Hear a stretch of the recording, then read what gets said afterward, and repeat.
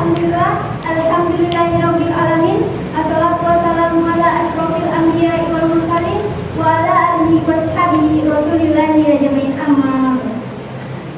Pertama kalinya, marilah kita panjatkan rasa puji dan syukur atas kehadiran Allah Subhanahu wa taala, yang mana berkat rahmatnya kita bisa berkumpul pada sore hari ini.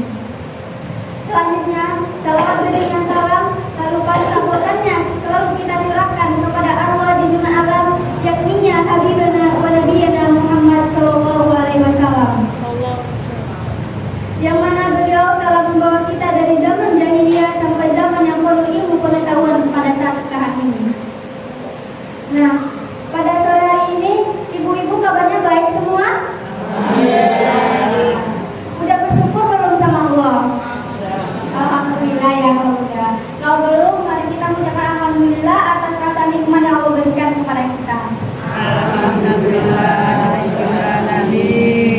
Nah, tema saya pada sore hari ini yaitu bersyukur. Pasti ibu-ibu semua tuh tidak asing dengan kata bersyukur ya. Bersyukur adalah ucapan atau rasa terima kasih kita kepada Allah atas nikmat yang Allah berikan kepada kita. Nah, syukur sendiri itu tuh meliputi 3 hal. Ada syukur secara batin, yaitu nikmat Allah yang kita syukuri secara dalam batin kita, meyakini gitu. Nah, yang kedua itu ada syukur dengan lisan, yaitu ucapan. Kita mengucapkan alhamdulillahirabbil alamin untuk mensyukuri nikmat yang Allah berikan kepada kita. Yang ketiga itu adalah menjadikan syukur itu sendiri sebagai pedoman atau menambah keimanan kita kepada Allah Subhanahu wa taala. Sebagaimana Allah berfirman dalam surah Al-Baqarah ayat 152 yang berbunyi, A'udzubillahi minasyaitonirrajim. Bismillahirrahmanirrahim.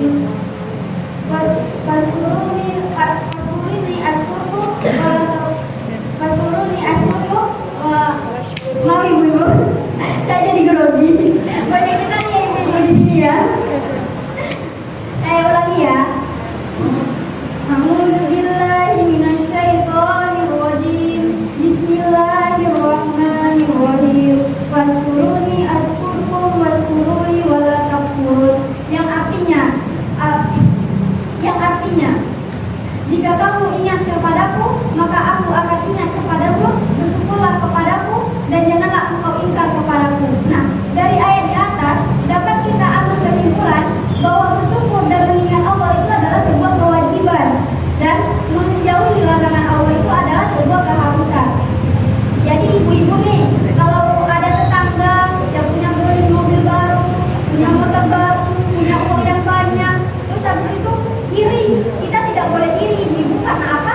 Karena kita harus mensyukuri nikmat yang Allah beri kepada kita, nikmat kesehatan, nikmat kita punya tempat tinggal, punya segalanya. Karena itu nikmat yang paling tak bisa kita bohongi. Karena apa? Karena percuma kaya raya, percuma punya banyak uang tapi tidak punya nikmat kesehatan.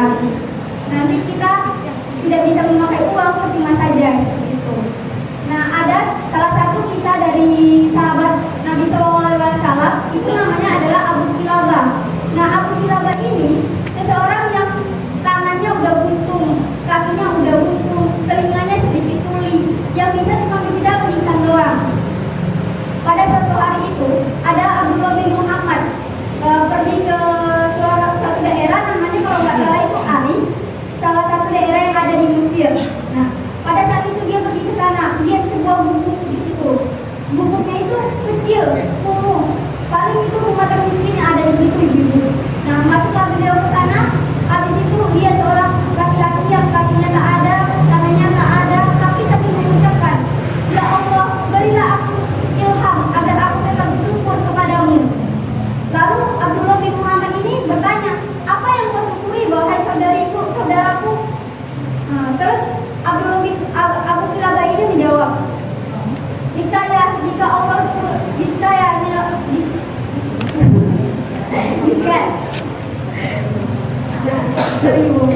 Nah, habis itu kan berkatalah Abu Kilabah ini, jika engkau datangkan lautan kepadaku, maka tenggelamlah aku. Jika engkau hubungkan langit kepadaku, maka akan hancur lemur aku bumi. Tapi ucapan syukur doang yang akan keluar dari mulutku.